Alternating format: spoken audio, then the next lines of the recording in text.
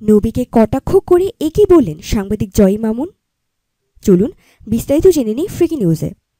ভিডিওটি ভালো লাগলে লাইক করতে এবং কমেন্ট করে আপনাদের মূল্যবান মতামত আমাদের সাথে শেয়ার করতে ভুলবেন না কিন্তু। এটিএন বাংলার সাংবাদিক জয় মামুন প্রশ্ন তুলেছেন, হযরত ইব্রাহিম আলাইহিস সালাম কি করে মুসলমানের জাতির পিতা হন? তিনি তো অমুসলিম।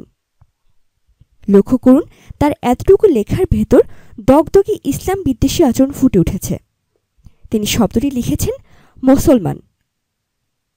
যদি এই বানানটাই তিনি ব্যবহার করে থাকেন, তাহলে শেষে কেন অমুসলিম না লিখে অমুসলিম শব্দটি লিখলেন?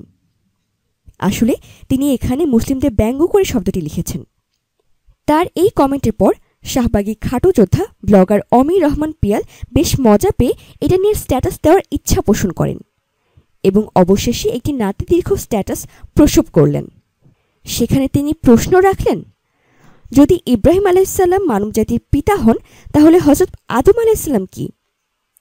তারপর এবং ইব্রাহিম আলাইহিস সালামের আগে নবীদের স্ট্যাটাস কি? আসলে এই কথাগুলো বলতে আমার নিজেরই খারাপ লাগছে, কিন্তু আপনাদের জ্ঞাতার্থে বলছি। তিনি আরও লিখেছেন, তিনি যদি মুসলিম সম্প্রদায়ের পিতা হন, তাইলে ইসলাম অবতরণের আগে তিনি পিতা হইলেন কেমনে? তারে তো কোনো কিতাব দিয়ে রাসূল বানানো হয় নাই আল্লাহর তরফে। হইল না যখন, তখন আল্লাহর আহলে কিতাব কম দেন নাই। মুসলমানরা তাদের স্বজাতি না মাইনা খারিজ করা কতলের মিশন কিনিল কেন? তিনি যদি আরব জাতির পিতা হন, তাইলে আমরা বাঙালি জাতি তারে পিতা মানুম কেন? আমরা তো আরব না। তাদের সেই সাইটে গেলে দেখতে পাবেন কিছু নাস্তিক আর হিন্দুরা বেশ মজা নিচ্ছেন। তিনি যে উত্তর দাবি করলেন, সেই উত্তর দিতে গিয়ে দেখা গেল তার কমেন্টের অপশন আগে থেকে বন্ধ করে দিয়ে উত্তর দাবি করছেন। তার লিস্টে কিছু হিন্দু আর শাহবাগী নাস্তিক ছাড়া কেউ নেই। তারা কিভাবে ইসলামের উত্তর দেবে? এই মূর্খরা জানে না ইসলাম চলে শুধুমাত্র কুরআন আর হাদিসের উপর নির্ভর করে। আর কুরআন অনুযায়ী মহানবী হযরত মুহাম্মদ সাল্লাল্লাহু আলাইহি ওয়াসাল্লাম দুনিয়াতে হযরত ইব্রাহিম আলাইহিস সালামের দিন নিয়েই এসেছিলেন।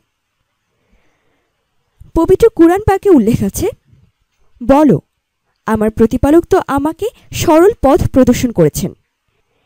এটাই সুপ্রতিষ্ঠিত দিন, ইব্রাহিমের ধর্মাদর্শ।